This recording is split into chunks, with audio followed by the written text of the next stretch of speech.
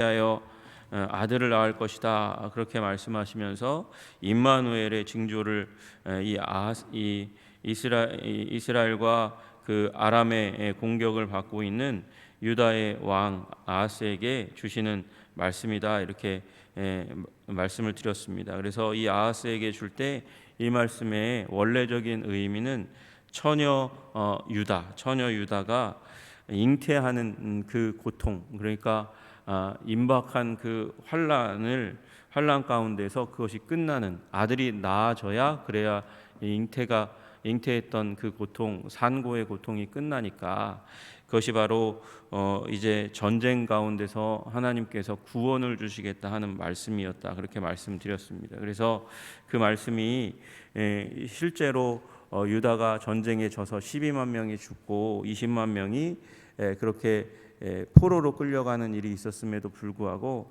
하나님께서 선지자의 입술, 이스라엘의 선지자의 입술을 통해서 20만 명을 돌려주고 유다가 보호되는 그런 하나님의 은혜가 임했다. 그래서 임마누엘, 하나님께서 기적을 베푸셨다. 그 당시에 하나님께서 이 아하스에게 주신 징조가 바로 이런 큰 구원에 대한 이야기였고, 그걸 보았으면 어떻게 해야 합니까?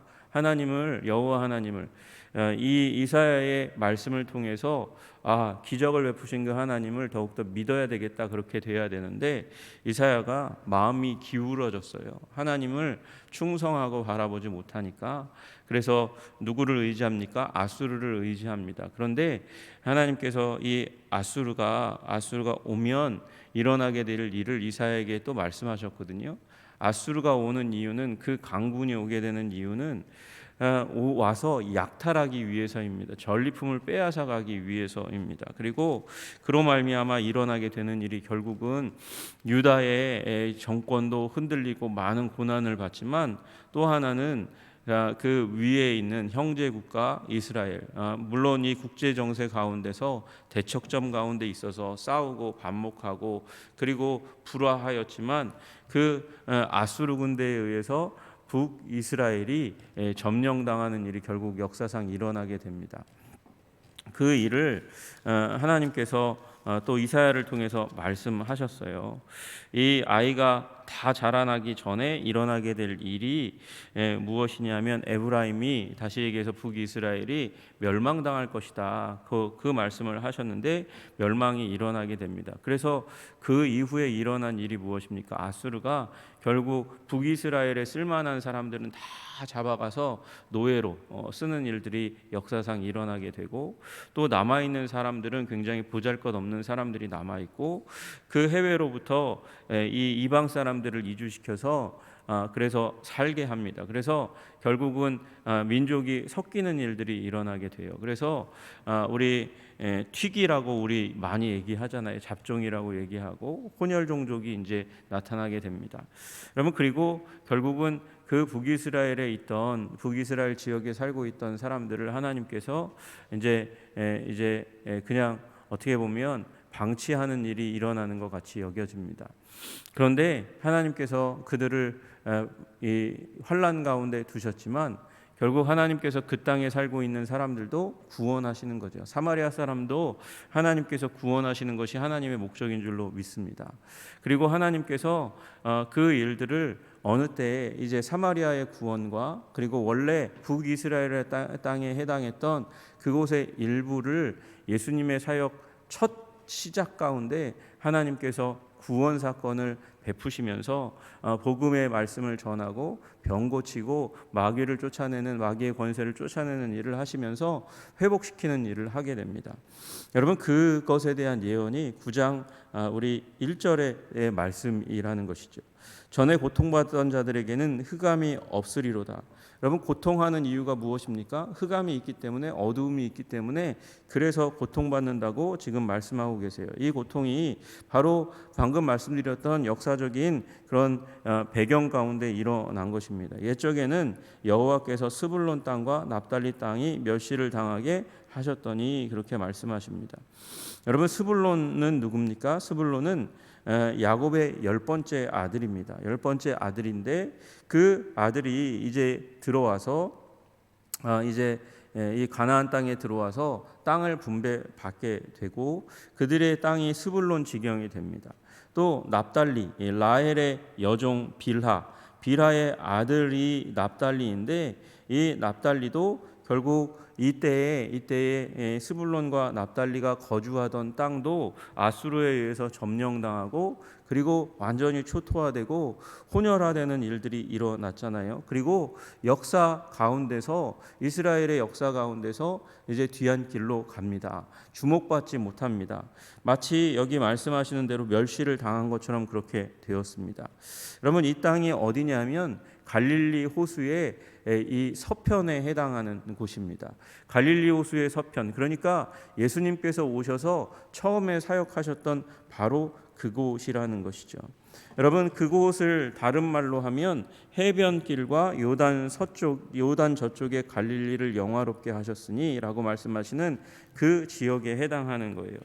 여러분 예수님께서 오셔서 첫 시작을 하실 때가 이제 마태복음에 기록되어 있습니다. 마태복음 4장에 가시면 4장의 첫머리에 이 말씀이 기록되어 있는 것을 우리는 이제 발견하게 됩니다. 예수님께서 세례 받으시고 그리고 마귀에게 시험을 받으셨습니다. 시험을 받으시고 나서 주님께서 이제 첫 시작을 하시게 될 때 우리 보니까 4장 12절에 보니까 예수께서 요한이 잡혔음을 들으시고 갈릴리로 물러가십니다. 요한이 잡혔음을 듣고 갈릴리로 가셨다가 거기에서 이제 사역을 시작합니다. 나사렛을 떠나 스불론과 납달리 지경 해변에 있는 가버나움에 가서 사시니, 그러니까 스불론과 납달리 땅 사역할 수 있는 가장 최적의 위치 가운데 있는 가버나움이라는 도시에 가셔서 사시면서 이제 그곳에서 사역을 첫 시작을 시작하는 거예요.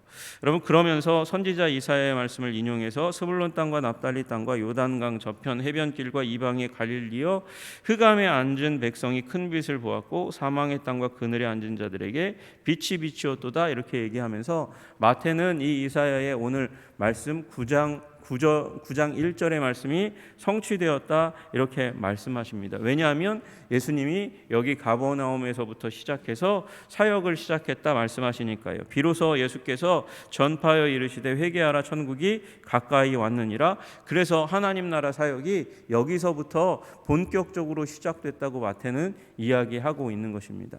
여러분 하나님 나라 사역이 이렇게 이 스불론과 납달리 땅 우리 이스라엘의 역사 가운데서 이제 유다의 백성들이 유대인들이 살아가다가 이제 그 로마의 정책에 의해서 새롭게 개발되어진 도시들이 이제 막 드러나고 있는 갈릴리 땅 가운데 많이 이주했거든요. 그 이주를 통해서 거기에서 유대 사람들이 살기 시작하면서 이방인과 이렇게 같이 인접해서 살면서 바로 거기에서 예수님께서 첫 사역을 하게 되는 것이죠.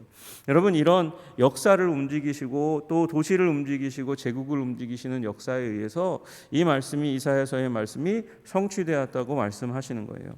여러분 이 땅에 이 흑암의 땅이었는데 관심이 없던 땅이었는데 그 땅에 예수님이 가시면서 빛이 비추는 일이 실제로 일어나게 되었습니다. 그것을 이사야서는 이렇게 또 해석하고 있습니다. 흑암에 행하던 백성이 큰 빛을 보게 되었다. 큰 빛을 보게 되었다. 사망의 그늘질 땅에 거주하던 자에게 빛이 비추었다. 이렇게 말씀하십니다. 여러분 흑암이면 빛이 맞죠. 그죠? 흑암이면 빛이 맞습니다. 그러면 2절에 사망의 그늘질 땅이라 그러면 생명이 빛이도다 이렇게 얘기해야 되는데 여기 둘 다 흑암과 그리고 사망에 대해서 하나님께서 큰 빛을 주셨다, 빛을 주셨다 그렇게 말씀하세요. 여러분 빛을 굉장히 강력하게 여기 2절 가운데서 이야기하고 있지 않습니까? 여러분 왜 이 빛을 이렇게 강조하고 있을까요? 여러분 빛은 하나님께서 천지를 창조하실 때 처음으로 하신 일이 빛이 있으라 말씀하신 일이었어요. 여러분 천지를 창조하시듯이 그만큼 큰 위대한 대격변의 역사를 지금 일으키실 것이라고 이사야를 통해서 말씀하는 것이죠. 이스라엘 백성에게 말씀하시는 거예요. 새로운 역사가 쓰여지게 될 거다. 천지 창조가 일어나는 것과 같은 새 역사가 일어날 것이다. 그렇게 말씀하시는 것이죠. 여러분, 누가 감히 인류 가운데 내가 빛을 가져왔다고 얘기할 만큼 큰 일을 행할 수 있는 사람이 도대체 누가 있겠습니까?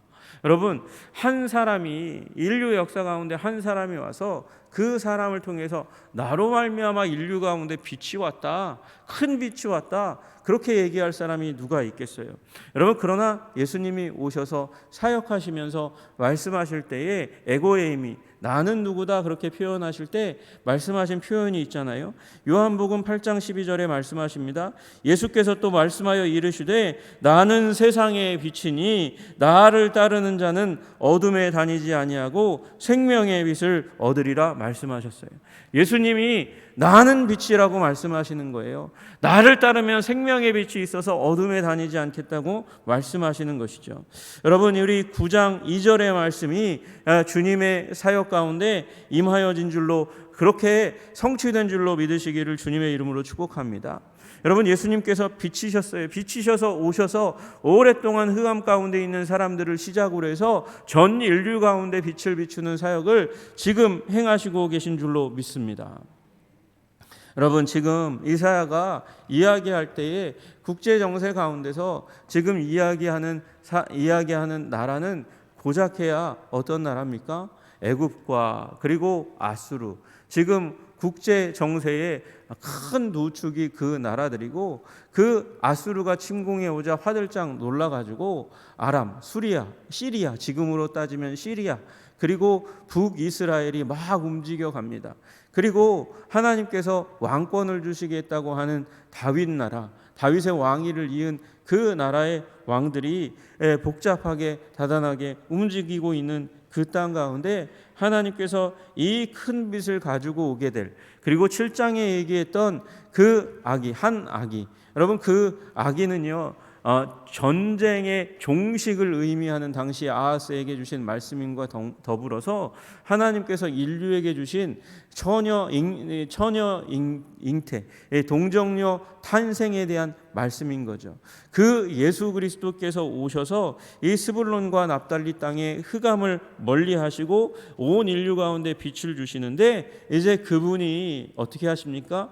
나라를 세우신다는 거예요. 나라를. 그것이 3절에 나와 있는 말씀입니다. 주께서 이 나라를 창성하게 하시며 그 즐거움을 더하게 하셨으므로 추수하는 즐거움과 탈취물을 나눌 때의 즐거움 같이 그들이 주 앞에서 즐거워하오니.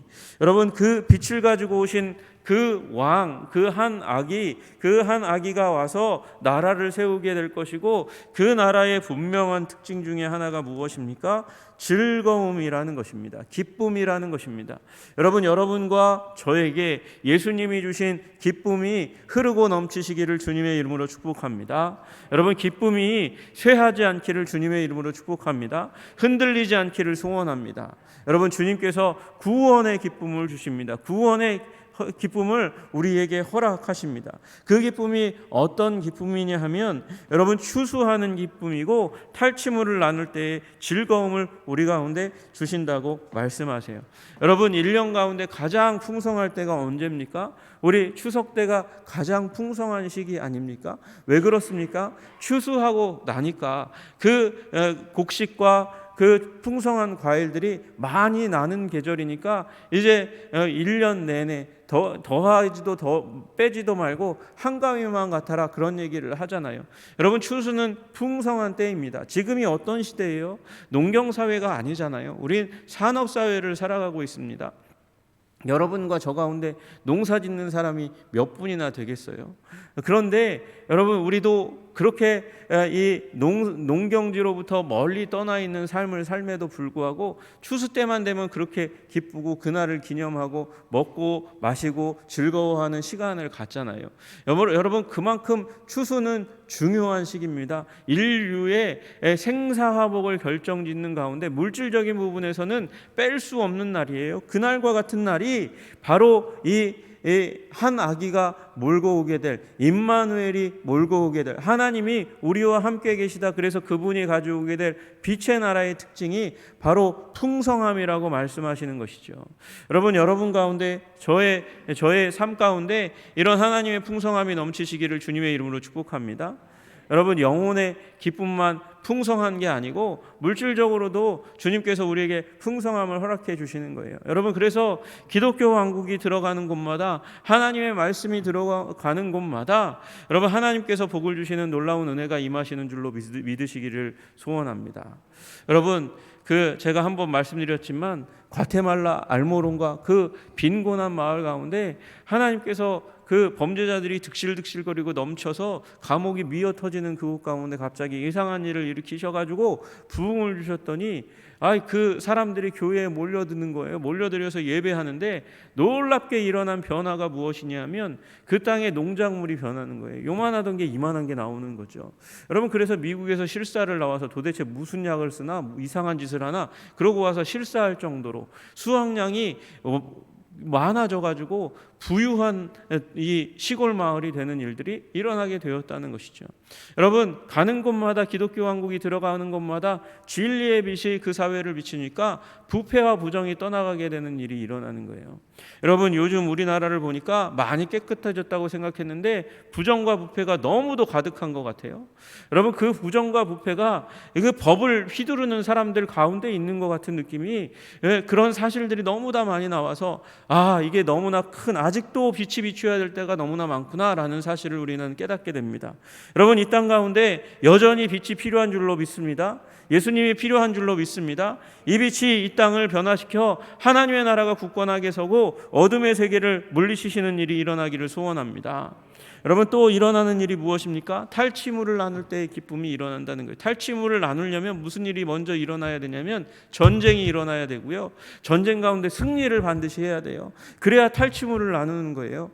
여러분, 하나님께서 지금 전쟁을 하고 계세요. 우리가 그걸 잊으면 안 돼요. 우리는 하나님과 더불어서 전쟁에 참여하는 사람들입니다. 우리는 하나님 나라의 군사로 사단의 나라를 압도하고 이기고 깨뜨리고 부서뜨리는 일을 합니다. 죄와 사단과 사망이 우리의 적군입니다. 그래서 그들과 싸워 이기는 구원의 기쁨이 우리 가운데 흘러오게 하심으로 말미암아 우리가 탈취물을 나눌 때의 기쁨과 같은 그 기쁨을 누리게 하시는 줄로 믿으시기를 주님의 이름으로 축복합니다. 여러분, 그래서 우리는 이 전쟁에 참여하는 사람들이기 때문에 화목해야 돼요. 우리 전쟁에 싸울 때 아군끼리 싸우는 것만큼 비극이 없어요. 그러면 반드시 필패하게 됩니다. 여러분, 그러니까 우리 함께 연합하시는 여러분 되시기를 주님의 이름으로 축복합니다. 여러분, 파트너라는 영어 단어가 있잖아요. 여러분, 파트너가 파트를 이 전리품이 있으면 그걸 조각조각 나누어서 함께 나누는 자라는 의미가 있는 거예요. 여러분, 파트너는 전쟁에 함께해서 그 탈취물을 나누는 사람들입니다. 그러니까 신뢰가 바탕이 되지 않으면 우리는 전쟁에서 승리할 수 없어요. 우리는 어떻게 서로를 믿을 수 있습니까? 우리의 왕 되신 이 약속된 메시아를 통해서 화합하게 되는 줄로 믿으시기를 주님의 이름으로 축복합니다. 여러분, 그 추수의 기쁨과 탈취물을 나눌 때의 기쁨이 어느 때에 임하게 됩니까? 승리의 날 가운데 임하게 되는데 오늘 4절 가운데 그 얘기의 그림자가 있습니다. 여러분, 그들이 무겁게 맨 멍에와 그들의 어깨의 채찍과 그 압제자의 막대기를, 여러분, 이게 사단의 권세를 얘기하는 것이죠. 당시에는 아수르를 얘기하는 것이겠지만 여러분, 이 때에 이제 그 이후에 오고 오는 모든 세대들에게 주시는 은혜는 죄와 사단과 사망의 멍에와 채찍과 막대기를 이기게 하시고 물리치게 하시고 벗어버리는 은혜를 허락하시는 거예요. 여러분, 여러분의 삶 가운데 멍에가 있습니까? 채찍이 있습니까? 막대기가 있습니까? 주님께서 은혜를 주셔서 이 모든 것을 다 벗어버리고 미디안의 날과 같은 해방을 맞이할 수 있도록 기도하시는 여러분 되시기를 소원합니다. 여러분, 미디안의 날이 무엇입니까? 오늘 9장 1절에 나와 있던 납달리 땅, 납달리 족속의 한 사람 기드온이 일으켰던 기적을 이야기하는 것이죠. 기드온이라는 그저 평범한 겁 많은 한 사람이 하나님의 부름을 받아서 용맹한 사사가 되어 그 이스라엘 민족 전체를 구원하는 일을 하지 않습니까? 많은 군대를 가지고 데리고 나아가서 싸워도 시원치 않을 판에 주님께서 줄이고 줄여서 300명으로 미디안의 군사들을 다 이기게 하시는 승전의 일을 일으켜 주셨습니다. 여러분, 하나님의 나라의 일은 숫자에 있지 않습니다. 하나님의 은혜에 있습니다. 하나님의 권능에 있습니다. 여러분, 아주 작은 이제 또 메시아에 대해서 말씀하실 이야기의 스토리의 내용들은 그분은 연약하다는 거예요. 그분은 이 거대한 세력을 끌고 와서 전쟁을 치르시는 분이 아니라는 것이죠. 연약하셨으나 그분은 승리하셨다고 말씀하시는 것을 보게 됩니다. 여러분, 하나님이 우리의 능력입니다. 그러므로 오늘도 우리의 숫자가 중요한 것이 아니라 우리가 하나님과 함께 하는가, 하나님이 우리와 함께 하는가가 중요한 줄로 믿습니다. 임마누엘, 하나님과 더불어 이 구원을, 이 빛을 누리시는 여러분 되시기를 주님의 이름으로 축복합니다. 우리 삶 가운데 있는 멍에와 채찍과 막대기가 벗어지고 하나님의 크고 큰 아름답고 아름다운 그 권능과 능력이, 해방이 임하시는 여러분과 저의 삶이 되고, 이 삶이 우리들을 통해서 세상 가운데 비추어지는 빛 되시기를 주님의 이름으로 축복합니다. 기도하겠습니다. 존귀와 영광과 찬양을 받으시기에 합당하신 주님, 스불론과 납달리 그 어둠의 땅 가운데 주님께서 빛을 비추어 주신 것처럼 하나님 아버지, 우리 100여 년 전에 이 땅 가운데 스불론과 납달리보다 더한 어둠의 땅 가운데 주님께서 빛을 비추어 주셔서 아버지, 이 땅이 아버지 이 영광을 가진 나라, 주의 진리를 가진 나라, 아버지 선교하는 나라, 주께서 부하게 하신 그 하나님 나라에 속한 나라가 되게 하시니 참 감사합니다. 하나님, 빛 가운데 더 들어갈 수 있도록 주님 도와주시옵소서. 이 나라 민족이 빛 가운데 들어가게 하시고, 하나님, 우리 사랑하는 가족이 아버지 이 민족의 아버지 곳곳에 살고 있는 모든 분들도 이 빛 가운데 들어갈 수 있도록 주님 도와주시옵소서. 해방의 기쁨이 임할 수 있도록 주님 도와주셔서 추수할 때의 기쁨과 전리품을 나눌 때의 기쁨이 우리들 가운데 가득할 수 있도록 빛 되신 주님께서 임하시고 승리를 우리의 삶 가운데 허락하여 주시옵소서. 그렇게 우리를 붙드시고 인도하실 우리 주 예수 그리스도 이름 받들어 기도드리옵나이다. 아멘.